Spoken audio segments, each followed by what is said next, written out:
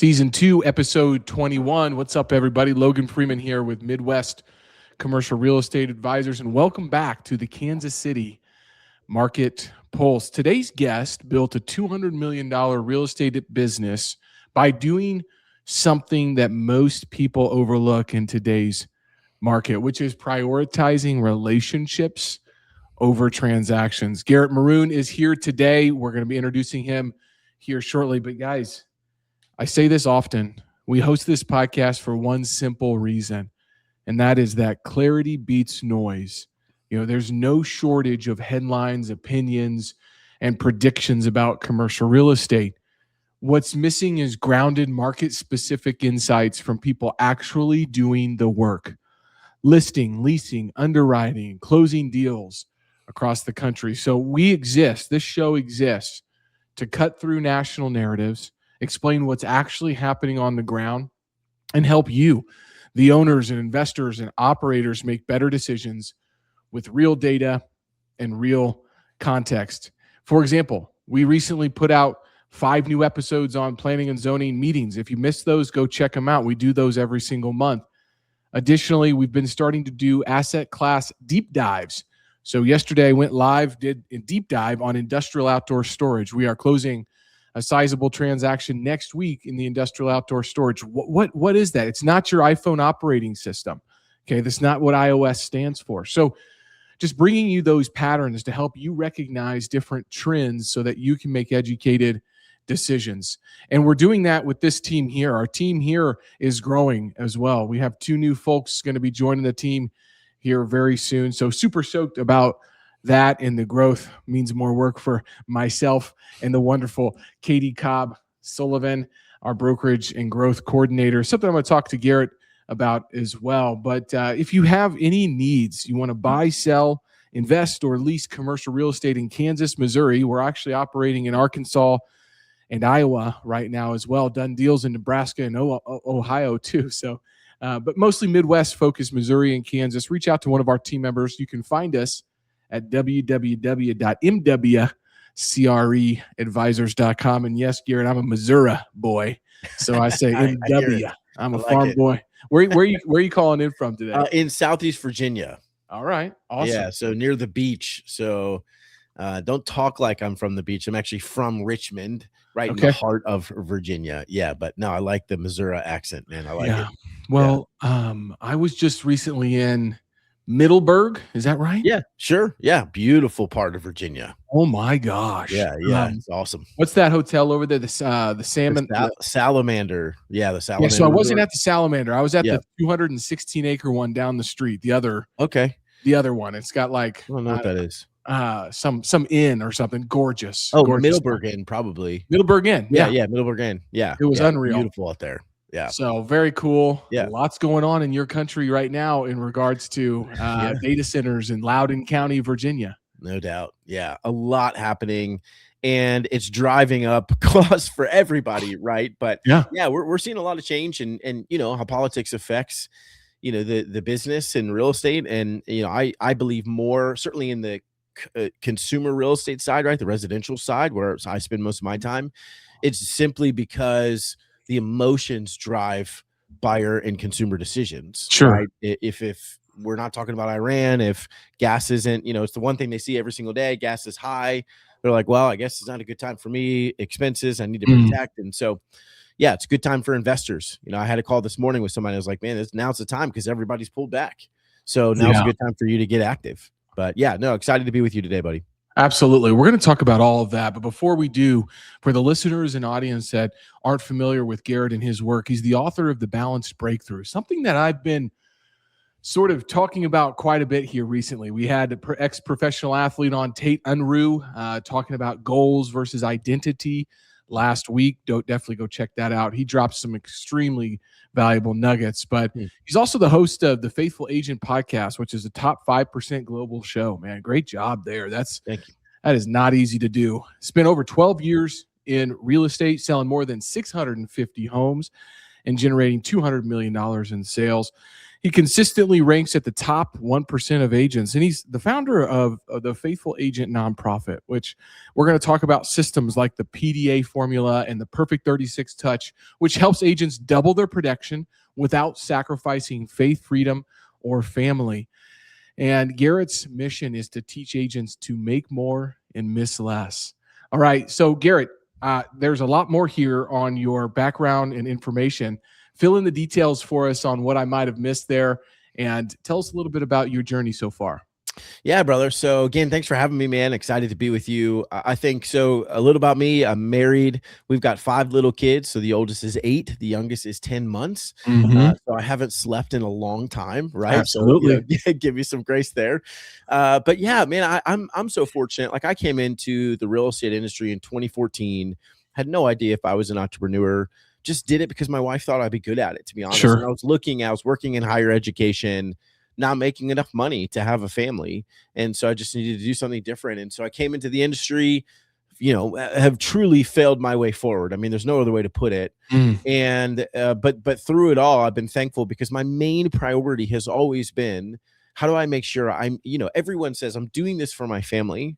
But what I saw a lot in the industry was that's why they came in, but knowingly or unknowingly, what they were lacking in was they kept quote unquote doing this for their family when the family was sitting there like, yeah, but we think you've done enough. Why don't you come home? And so, man, I was just fortunate that, I saw enough of that and never really experienced it myself. I just stayed focused on how do I work less than 40 hours a week? I need to, I'm unwilling to miss my little kids growing up. I've got to be here for that time. And so just force myself to, what I say now is ask myself a better question. It's not just, how do I sell 50 homes a year, but how do I sell 50 homes a year while taking every 7th week off and never working on the weekend, right? And giving myself clarity around what was going to guide me.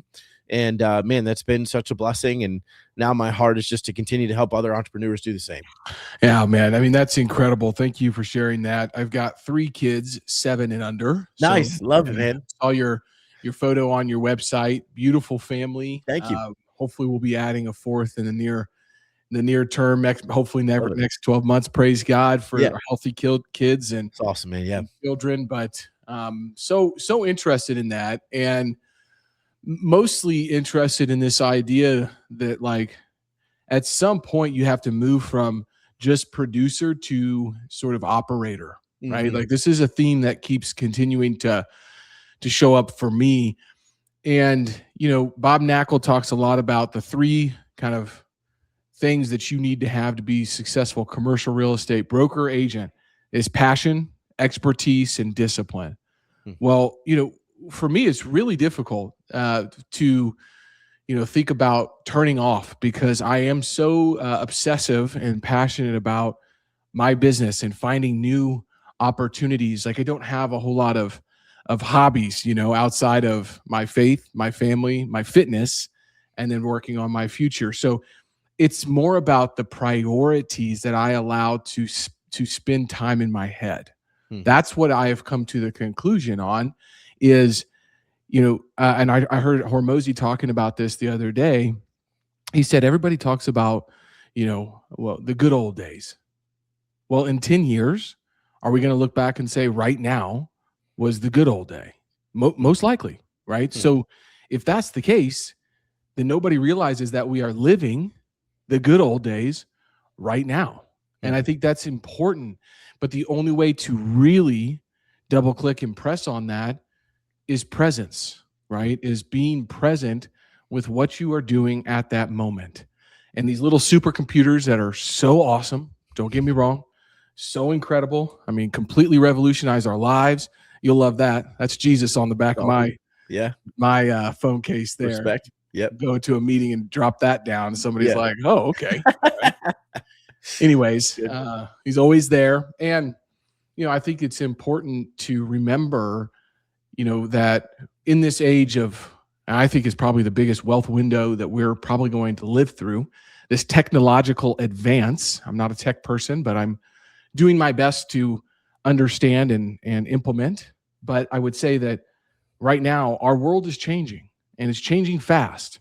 And if you aren't careful, very smart people are going to take your attention away from you. I think that is a extreme worry. So something that I have done recently to implement kind of a daily withdrawal or a daily delay is a divine mercy prayer break at 3 p.m. every single day. It's on my calendar. My team knows it. They won't schedule things. Like, what is Logan doing for 30 minutes? Well, dude, I turn the phone off. I put the gospel on, the Lectio Divina for the day. I'm a Catholic guy, so I'm going deep in because I tried all the meditation stuff, dude. I went and got trained on transcendental meditation, kind of learned that was more, Eastern philosophy. But what it told me is how can I be focused and present on one thing? Well, I said, well, I might as well make God's word that one thing. So I put that in there. But for 30 minutes, man, I turn everything off. And it takes me right now about 15 minutes to really turn my brain off. And I track my resting heart rate, my stress levels through Aura and my Garmin. And it takes 15 minutes. Isn't that crazy? Like, and if you think about 10 years ago, 20 years ago, 100 years ago, we didn't have all of these inputs around us to really distract and take our attention. So you had to be more present with what you were doing. Yeah. And so I think that's an extremely important thing to kind of remember. Just some thoughts. But man, Garrett, I want to talk about, what's one thing that you would really tell your younger self starting with, contacts and relationships? Because you talk a lot about the relationship economy and not by building your business necessarily on buying leads or running ad campaigns, but on the back of relationships, right? So let's talk through this, because I say often that we are in the information and relationship business. I stole that from Bob Knackel as well. And I think that is so important. As I look at every single opportunity we work on, it's typically tied to relationships. So what does this mean for you? Yeah, so good. I mean, I think about it from a perspective of, and everything you said.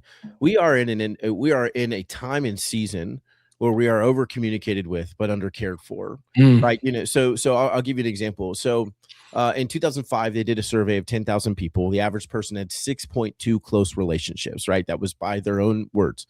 Fast forward to 2015, so 10 years later, it was down to 2.1. Wow. Now, I don't know if they didn't do it again, but I haven't seen it for last year, for 2025. But do we think with COVID and the rise of technology went up or down, right? So the reality is, I think we're living in a world that we are confused at what relationships are. We feel in ourselves that we're lacking, the depth of relationships that we were made for. And yet we have enough numbing medicine through social media, through texting, through whatever, that we never actually get to the real problem, which is, man, we need real relationships. Yeah. Right. And so what I would say is, how does that impact our business? Man, so I'll tell you a story. I was thinking about this morning, actually. So 2018, working with this guy, my first client ever, named Nick Vogel. And he's a 6'4" Marine, and I'm 5'6" and 3/4, right? Like, we're different, right? We're significantly different. We're building a relationship, get him under contract. First deal, I made like $2,000, right? I mean, it wasn't anything, but through that, I realized, like, I was in this place where, most of the industry is like, you got a cold call, door knock, open house, all these things. And, we just built a relationship, a friendship. And so I just made a bet that I wonder what would happen if I just went all in on relationships. I didn't know anything at that point. Now I've, significantly learned and grown in systems and strategies and structure and all those things. But I just made a bet. I bet if I care for somebody like Nick better, I'll be more productive, more effective than if I was on the phones for 3 hours a day, right? Number one, I don't even want to do that. So I'm going to operate with the wind at my back instead of in my face. And so I'm caring for Nick. I'm building a way to do that. Well, fast forward to 2018. I have a book that I just want to drop off to his house, a book I think he'll like. Go to his house, get out, of the car, ring the doorbell. He's not there. His wife is there, wife Sue. And I said, Sue, I just wanted to bring a book for Nick. We'd gotten to know each other at this point. And she said, Garrett, that's awesome. It's actually Nick's birthday this weekend. His friends are coming down from Delaware. Again, I'm in Virginia.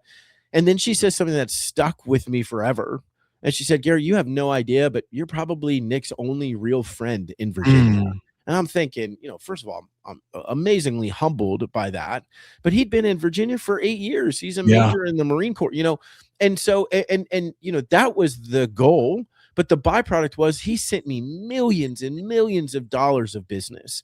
My first listing ever came from Nick. He said to this guy, Chris, right? I walk in and I'm, terrified out of my mind. I don't know what I'm doing. And I pull out this information I'm going to show Chris. He says, hey, man, don't worry about it. Nick told me I can trust you. That's good enough for me. Where do I sign? What do you want me to do?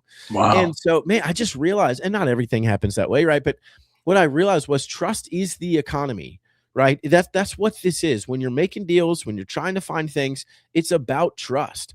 Doesn't matter if I'm the best one in the business. They don't even know what that means, right? The consumer doesn't understand what that means. And even if I'm the best one, if they can't get past that, the block of, I don't know if I can trust this guy. I don't know if there's a real relationship here. I'm never going to get the deal anyway. So, man, I just went all in on that, and I tried to understand it from a business mindset. How do I systematize relationships and build trust? And man, it's been an incredible blessing. It's made business that much more enjoyable. It's still hard, right? But it's made it that much more enjoyable, that much more effective. Yeah, most definitely, man. I'm big on definitions. So I want to ask you, what when you think about trust, like what makes that up? Like what is trust made of, right? Because you seem like a very relational guy, right? And you got 5 kids, you can relate to a lot of people, going through the challenges, not sleeping. I've been there.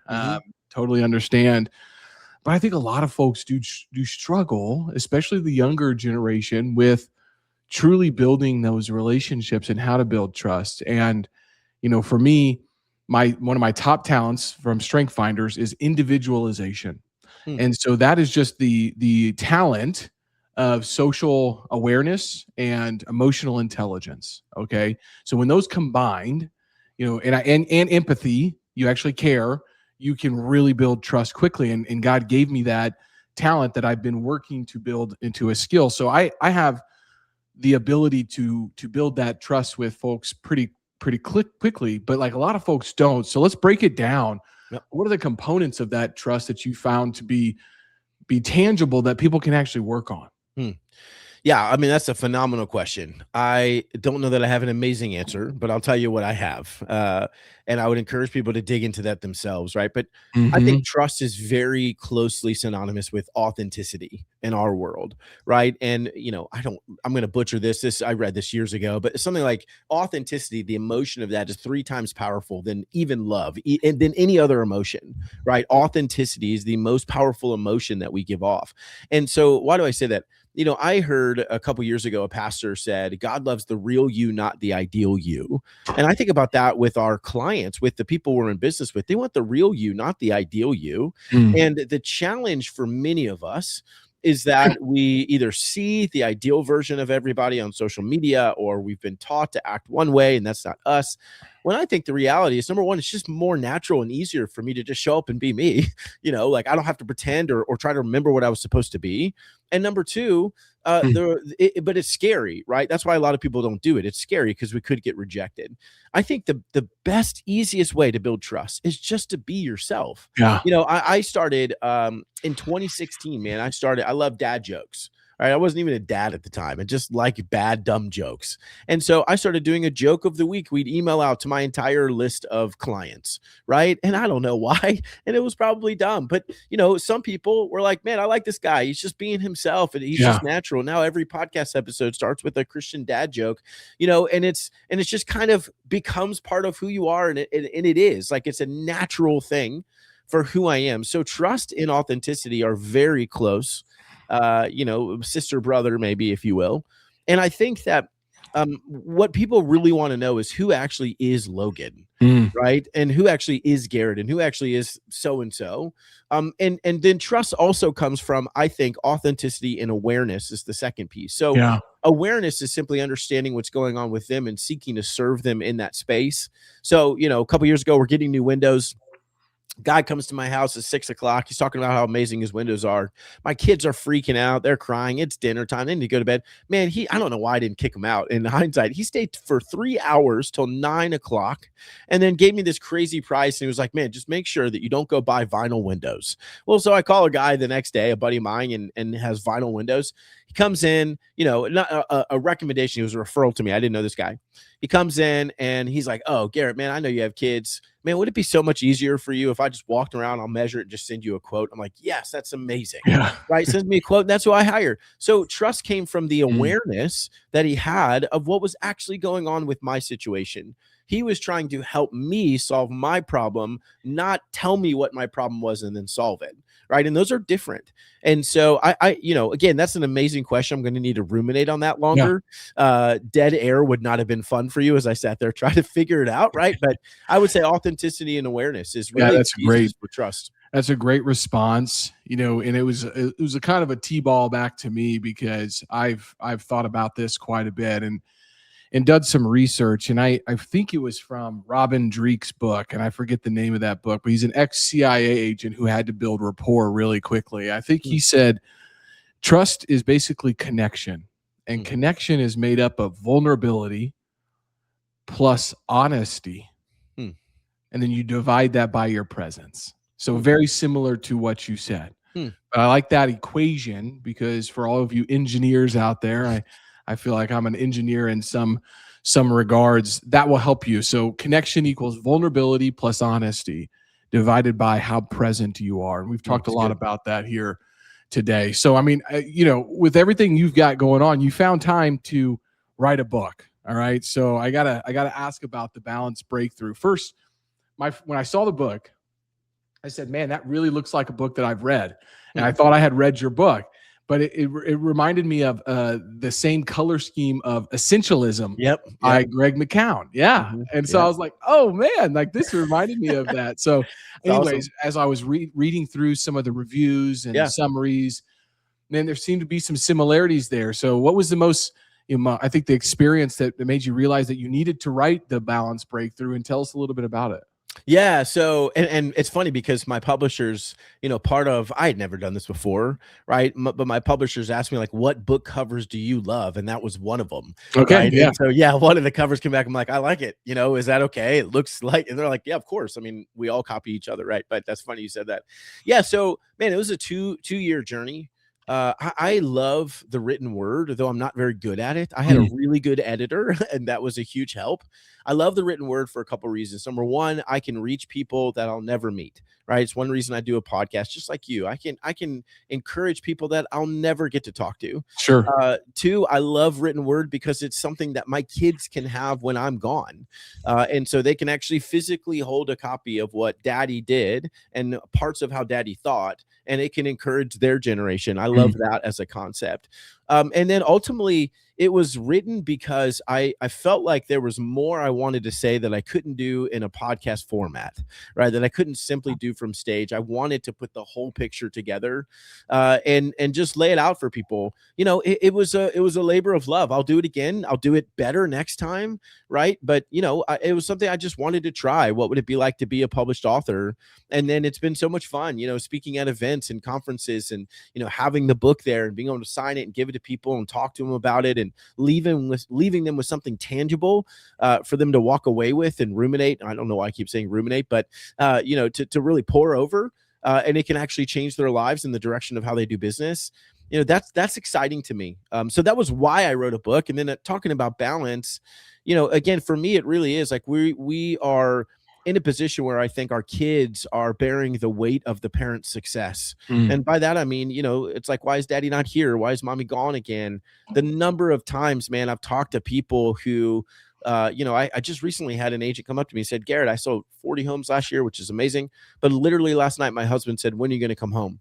I have people that are crushing it and coaching an agent making 550 grand a year.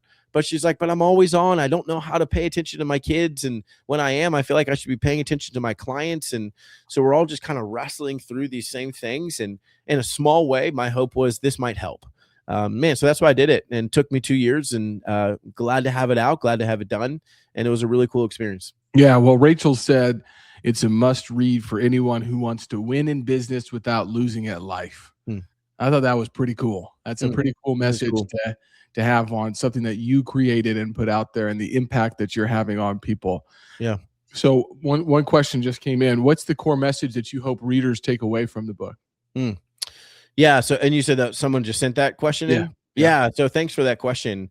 So core message for me is you have to choose what kind of life that you want to live. Mm. And by that, I mean, the main piece is create your scoreboard. How do you define winning? In my industry, if you don't define winning, someone's going to define it for you, right? So they're going to say it's how many homes did you sell? How much money did you make? How many investments did you make? What's your cash flow from whatever, all the things, right? Well, that's part of it. But my definition was bigger. Do I see my kids, right? Am Mm. I going to grow up and be a present dad? What are those things that matter? And I lost my mom in October 2022, and every single and she had a huge funeral. She was an amazing woman, but every single year on the anniversary of her passing, who's there? It's not all those people. It's me and my family, my brother, his family, my dad, right? So the impact, right? Your eulogy is not going to talk about how much money you made, right? I hope not. It's not going to be on your headstone. The things that are going to be on your headstone, are we actually living for those right now? Mm-hmm. And so that's it, right? The intentionality there is, how do you want to win? Make sure you define that and then go pursue that. Yeah, I love that, man. And that takes us into our next kind of topic, which is the real cost of success. And there's this word out there it's kind of running rampant right now, which is burnout. Mm-hmm. Especially in real estate. Yeah. I mean, Yeah. and in commercial real estate, I'm guessing residential might be very similar. A lot of times it's a war of attrition. Like who's willing to endure Yeah. the longest, Yep, right? for sure. Because cycles are going to happen. And if you are putting in the consistent work that you need to be doing, when the mortgage rates go down, when the houses come to be more affordable, whatever it is, like you're the refrigerator magnet that somebody calls, right? So a little bit is that, but there's a lot of that, this idea of burnout, and that's coming from workload. And I find that, when you can engineer, and I keep saying that word, you say ruminate, I've been saying engineer. When I engineer this equation that I know the variables, and the more that you work on the variables and you put in more X's and more Y's, you're going to get out Z. For me, my chemical makeup personality is like, okay, like I will not burn out. So I'm almost in a different position that I have to put guardrails on what I love to do, which is to compete, is to win, is to grow. Like I define success as the self-satisfaction in knowing that I did the best job that I was capable of doing. And that's from John Wooden, and John Wooden has a big pyramid of success. And a part of that is industriousness, which is working hard, right? And I think that people will tell you, hey, you need to work hard. And that's true. But to what extent, right? I mean, you've coached and spoken to a lot of agents over the years. So let's talk through some of the early warning signs that someone's building a successful business, but an unhealthy life and headed towards burnout. Yeah. Such a good question. And that definitely, we see that everywhere. And I'm not an expert on burnout, right? I've burned out plenty of times, which maybe makes me, able to speak about it. Sure. But here's what I would say is, what I've learned personally is, I just have to ask the important people in my life, how are things coming? Right? How are they going? I've asked my wife so many times, am I working too much? Because, think about it, like, and you strike me this way too. Like, I'm naturally ambitious. I'm naturally going to work. If I didn't have a family, right, which I'm so glad I do, but I would just work and I wouldn't have a problem with it. Other people would look and say, man, you work too much. But like, I like it. This is fun for me. I'm building, I'm growing, I'm doing all these things. And so that's my natural state. And so to your point of the guardrails have to be protecting me from just always going all in, always mentally being on, always pursuing the next and the bigger and all the things. And a lot of that for me comes from my wife. Hey, am I working too much? And then from my kids, like actually asking, my oldest is about to turn 9, actually asking my kids, right, is daddy paying enough attention? Right. Just a simple, my 2-year-old doesn't really understand, my 4-year-old maybe, but like, is daddy paying enough attention? Yeah. Because what I need to understand and get the feedback loop on is, am I actually being present with them? Or am I just convincing myself all this work that I'm doing is for them, quote unquote, when really they want something completely different, which is like, I just want you to come to dinner, right? I just want you to sit with us, daddy, and put your phone down. And so, man, I just think burnout is when we are off mission, right? When we're off mission for a long time, don't care if you are, quote unquote succeeding. There's an agent in our market, and I won't say names, that 3 years ago was awarded the #1 agent of the year at our, big award ceremony at the end of the year, taking selfies and high-fiving and shaking hands, right? All those things. And that's pretty impressive.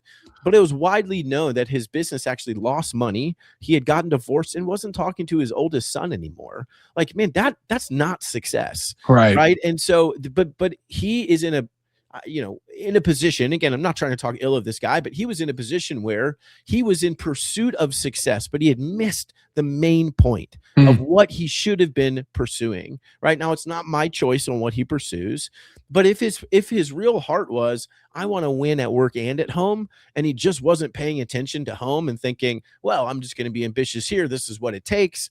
And then he got there to the peak of the mountain, but no one was there to go with him. What was the point of that? Yeah. That's burnout. So, man, I just think it's getting that feedback loop from the people in your life and being willing to listen to them and allow them. The biggest shift for me, man, came from when I told my wife I'm going to sell 50 homes. It's going to take me 70 hours a week because I'd never met anybody who had done it in less time. And she said, I love that. I need you to figure out how to do it in under 40 hours a week. That reframe forced me into a better answer. Yeah. Right. And so, okay, great. How do I do it? And as long as I stay in that roadmap, I'm not going to burn out. Right. I'm going to work hard. Those are totally different. I'm going to be tired. Those are completely different, but I'm not going to be burnout because I'm going to be in pursuit to the best of my ability in work success and home success. And I want to do both. Well said. I think that this is real for anyone who has, kids. And if they won't answer the question, am I working too much? Am I being present enough? And they don't understand that. I have found when I am pouring into my kids and they feel like it's a safe space, they will share with me. So the question that I'm like asking myself on a regular basis is, what did Isabella, what did Ezra, what did Magnolia share with me this week without me prompting? And if you can name one thing, two things from each child, you that's a pretty good barometer on if you're in the right room. Because if not, and you're not giving them a safe space or they don't feel comfortable, they're not going to share with you. But like their personalities, their brains are not necessarily developed enough to say, hey, I really feel like I'm being neglected. You're not here. They might say you're not around for sure, but if they don't say anything, you're like, oh no, everything's fine, Dad. It's okay. But they haven't shared anything with you. Maybe a better question is, when's the last time your kid shared something with you unprompted? It's good. Yeah, it's really good. My father-in-law, who has since passed, but he was an incredibly successful investor, builder, owned a construction company, like brilliant man.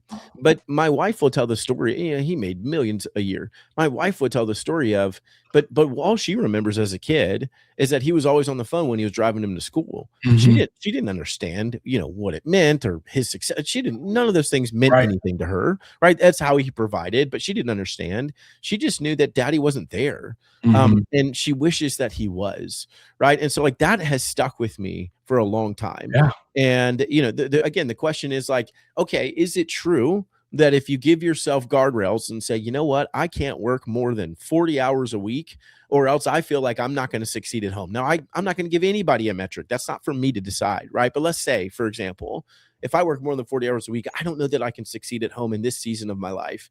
Then you got to do under that. And how much can you achieve in those 40 hours, right? I think it's probably a lot bigger than you think if you just stop spending time on things that don't matter.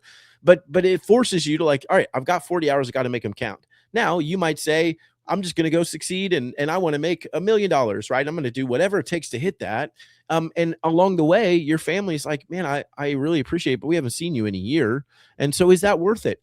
Man, that's a question for you, the individual entrepreneur. But I absolutely firmly believe, but you have to bring your family into it, right? It's not a me thing. It's an us thing. We're doing this together. Even though my wife's not in the business, this is us doing life together. And so if she's not on board with it, I should not be in pursuit of it. I got to figure out what makes sense for her too, and then try to do that to the best of my ability. So good. So good. Well, I love formulas. I love equations. And you've put one out there for us all to dive into. The PDA formula, systems that scale. So And I think what most people will say, they want systems, but they end up creating more complexity. Sure. And so I wanted to ask, what separates these systems that actually scale from systems that just create busy work? Because Yeah. man, I manage and oversee 9 producers. Okay. Mm, And I'm a producer myself, right? mm, Okay. I don't need to say it. I'll be yeah. humble. Don't worry about it. We'll do a lot of business this year. Okay. Um, and I will see, myself saying, look, I know that you feel like going to all of those properties, doing all of that work is like productive. But at the Mm, same time, have you hit your core 3 for the day or your top 3, right? The power list from Andy Frisella. That's what it is. That's what I mm, call we implement the power list. So like if you got 3 to 5 things done and you wanted to take off at noon, but you got those things done, dude, I don't care. mhm, But like identify the 3 and knock them out, right? Hormozy talks about open to goal. And what the heck does that mean? Well, when he was running gyms, he said one of his mentors said, "Hey, my managers, they work open to goal. And some days that means they can take off at noon. Other days they're here till 9:30 until they hit their goal, right? So there is this idea that like busy work is also productive, but it's truly not. So I wanted to talk about some systems that scale and ones that actually create productivity versus just busy work here. Yeah, it's good. So, yeah, I mean, my main philosophy is simplicity scales and complexity fails. Mm. And simplicity creates duplication, right? So if I have, in our industry, right, you see so many complex quote unquote systems that people have to generate business or go do X, Y, and Z. I'm like, first of all, most of that probably doesn't even matter. And second of all, it's so complex that no one could ever duplicate it. So if you ever wanted to step out of the business or bring somebody else into your world, you can't. They can't operate what you're operating because it's so complex. It's so unique to your personality only. And so I love simplicity. Number one, I like my brain. I'm not an engineer, right? My brain doesn't operate very well in complexity. And so my philosophy is twofold. Simplicity, right? Simplicity is what scales. I can duplicate simplicity. And then I try to build, and when I say probability, not possibility. And so here's what I mean, right? Most people build systems or like, here's what I'm going to do for the year to generate business, whatever. And they build it in possibility. This is what's possible. This is what I could do. Well, anything's possible. Is it possible that I could dunk a basketball? I mean, well, I don't know if that is, but it's possible, right? If I went up against the best pitchers in baseball, could I get a hit? It's possible. What I want to think about is what's probable, right? And so what I always have people do is we go through a process, we build out, this is my strategy for the year. And then I just have them look and say, okay, don't assume that everything's going to go right in your life this year, because that's how we build our plans, right? We assume everything's going to go right. I don't know about you, but it never has. Nothing has gone according to plan. And so what I have them look at is say, okay, looking at this, everything you've written out that you say you're going to do, is it 90? What's the probability that you're going to do all of this every single week, every single month, in and out, without fail, no matter what happens in your life? And when they look at it that way, they're like, it's pretty common to say, I don't know, 50%. Okay, cut it out, cut more stuff, right? You keep cutting until the probability is 90 to 100%.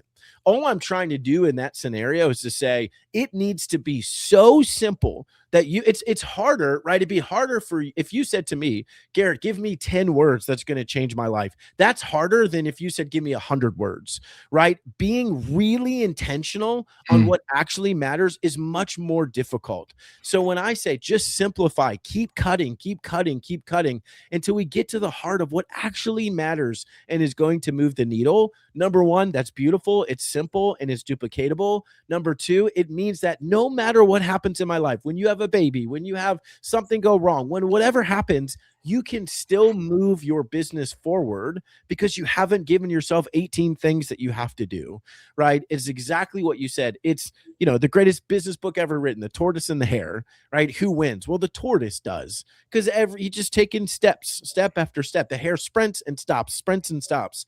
And so our system has to be so simple, so duplicatable, so probable that no matter what happens, I will move it forward. And so anybody asks me, how have I been so consistent? Man, I've done the same thing for 10 years. Success is pretty easy. It's just boring, right? I just figured out what I needed to do. I made it as probable as possible that no matter what happened, I was going to do it. And I've never missed a month for 10 years. That's why, right? It's not crazy. It's not, anyone can take what I do and literally do the exact same thing. It is not hard. It's just that I've done it. Right. And so we just have to have that discipline. And then anyway, so simplified is simplicity scales, complexity fails, and recognize that probability is more important than possibility. And I think if we think in those things, we're going to execute more often and win more often. Yeah, absolutely. It reminds me, I think it was Henry David Thoreau and Walden Pond. Maybe it was Emerson, but one of them went out to Walden Pond and wrote forever and came back and said, what'd you learn? Simplify, simplify, simplify. And the other one, either Emerson or Thoreau, went back to him and said, one simplify would have sufficed. That's awesome. Right? That's great. Yeah, I love that. Isn't that awesome? Like, that is awesome. Two of the best writers of all time. And they said, hey, you don't need to say it 3 times at once. Simplicity scales, complexity fails. Simplicity creates duplicity, and probability versus possibility. All things that I just wrote down. So please do take notes for sure. Go re-listen to that. Take a look at it. Okay, I want to transition a little bit into this idea. I had a call with a buddy this morning. He's like, "Dude, what are you doing with all this marketing?" And I said, "Look, there's a difference between marketing and media. Okay, and I take a media approach, a multimedia approach to business." Commercial real estate is the product and the service that we sell. So what do you mean? I said, well, I think a lot of people still see content and things like this as marketing, and instead of, an actual media company. But like, when did you see and realize that like podcasting and writing books and media were actually becoming these relationship and trust building tools versus just something that the gurus tell you should be doing? Yeah. It's good, man. And again, this is not stuff that I have fully figured out by any stretch of the imagination, right? I started podcasting 6 years ago because my wife said, look, you talk a lot. You might as well record it sometimes. I'm like, hey, it's a good idea. Let's see what this goes. And then when I started to understand that I really need to focus on who is my avatar, who am I trying to serve, and let's go talk directly to them, right? And then I want to write a book to them, and then I want to create social media content to them. When I started to recognize that most of what people do is just noise, there's no end game, there's no purpose to it. Just yesterday, Logan, someone probably similar reached out to me, said, Garrett, I'm thinking about starting a podcast. Wanted your opinion. So the first question was why? Yeah. Like, what do you mean why? Like, that's my question. Why do you want to do a podcast? And their answer was, well, I just feel like I'm a teacher at heart, and I'd really like to educate people. I'm like, that's not good enough, right? That there's no end game. So how do I know if podcasting is the right thing for you to do? I don't know. So gain clarity on what you're trying to accomplish, and then let's figure out what's the right media approach, right? And that's all we got to do. And so, again, I don't know that I understood all of these pieces, other than I knew, again, it's all about trust. I know that, people have joked like, Garrett, we've been dating you for years and we've never met, right? Because they just heard me for 6 years. Now we have your book, and now we have heard you speak. Now we've done all these things. And so all I've done is, right, it's not even about authority, though that certainly exists. It's just about trust building. Like, if you hear me on the podcast and then you read my book and then you see me in person and I'm the same, I'm telling jokes on stage like I would in the podcast, and we're engaging and it's lighthearted after, speech, whatever, then you're going to say, I like this guy. He is who he is. And so I want to be in his world. And so for me, it was just a way to take who I naturally am and try to get the word out about that and see if people liked it. Right. And that's all it is, man. I'm just trying to build a tribe of people who are like, yeah, I like this guy. I want to do what he's doing. I'm not going to help everybody. And that's perfectly fine with me. There's probably tons of people that don't like me. That's okay too. Right. I'd rather that than risk being liked by everyone because I'm trying to be what everybody wants me to be. That's a lot scarier, right? So yeah, I know that wasn't the full question. I would just say, man, it's less about marketing. It's more about building trust.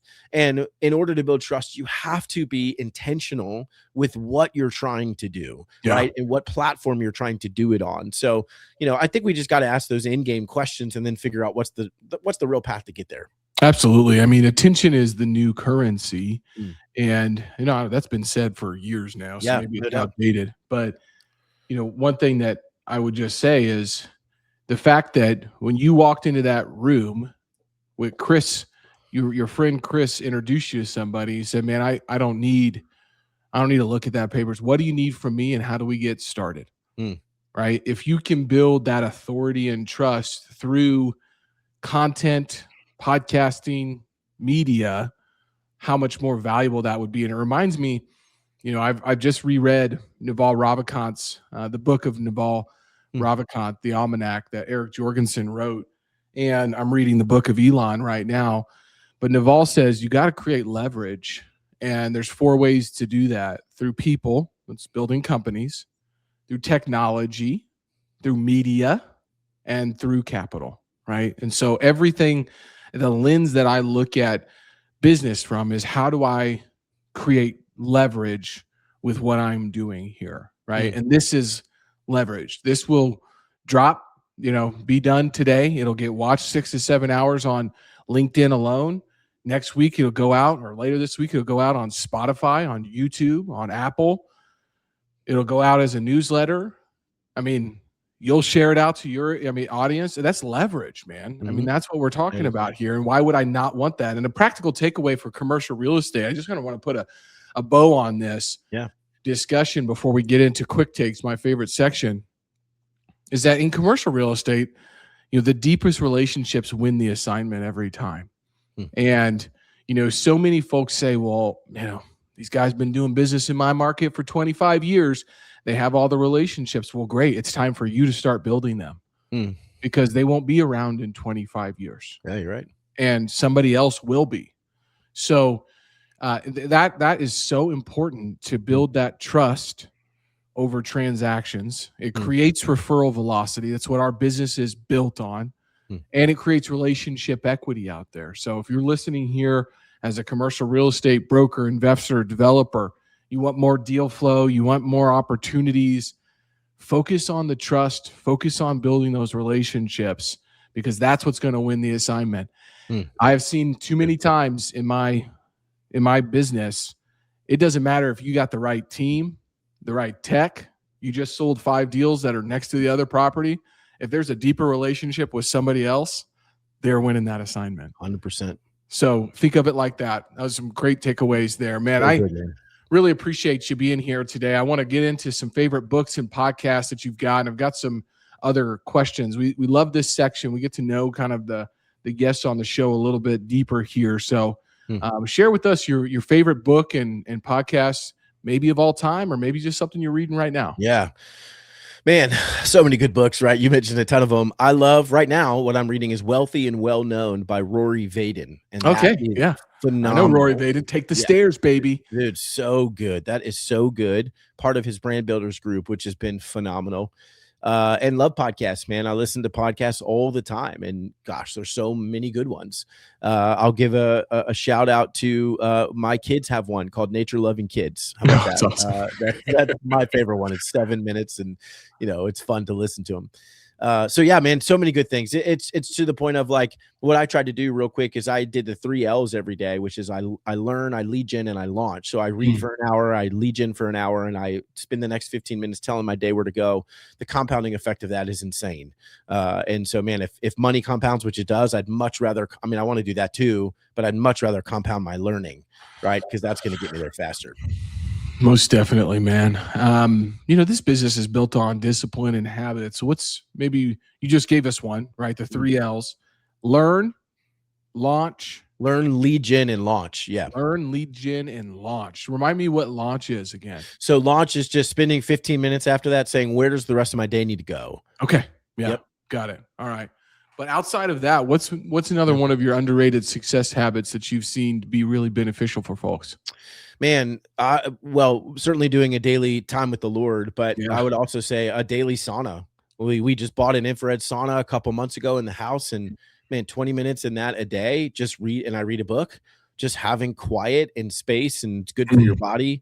Man, that has been amazing. Just prioritizing health has been, phenomenally helpful. If you had to take away social media, it disappeared tomorrow, right?